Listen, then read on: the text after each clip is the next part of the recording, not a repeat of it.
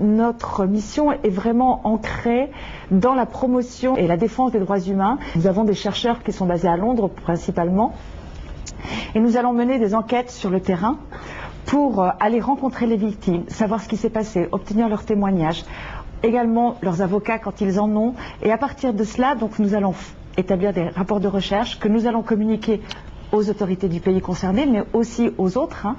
C'est très large, et nous allons voir à partir de là comment nous pouvons enclencher des actions, hein. Ça peut être du plaidoyer, c'est beaucoup d'écriture. On a également, bien sûr, tout ce qui est promotion des droits humains, et donc là aussi, notamment au niveau des lycées, des écoles, pour expliquer ce que sont les droits humains.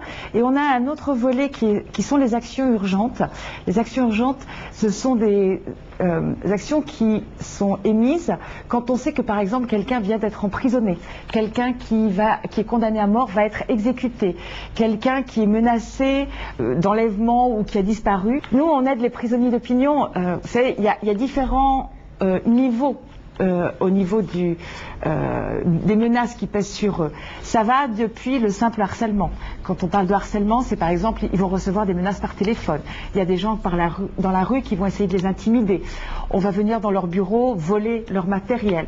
On va déposer des plaintes contre eux qui sont fausses. D'accord ? Et ça va jusqu'à l'emprisonnement, jusqu'à la disparition et la torture. On peut également les aider à sortir du pays. On plaide auprès de leur gouvernement, donc il y a différents moyens.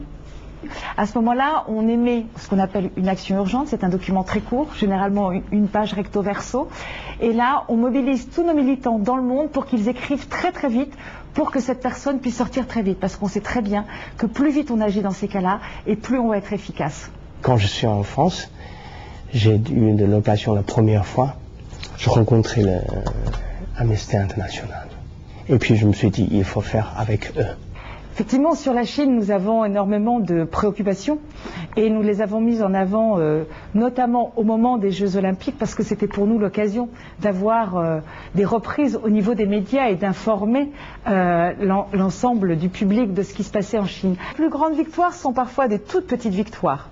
Hein, il faut bien le comprendre. Pour un militant d'Amnesty International, chaque fois qu'il y a un prisonnier d'opinion, chaque fois qu'il y a une personne qui a été incarcérée injustement, chaque fois qu'il y a quelqu'un qui a un procès inéquitable et qui peut avoir accès à un procès équitable, tout ça pour nous c'est des très grandes causes de satisfaction. Le pays abolit la peine de mort, pour nous c'est une victoire.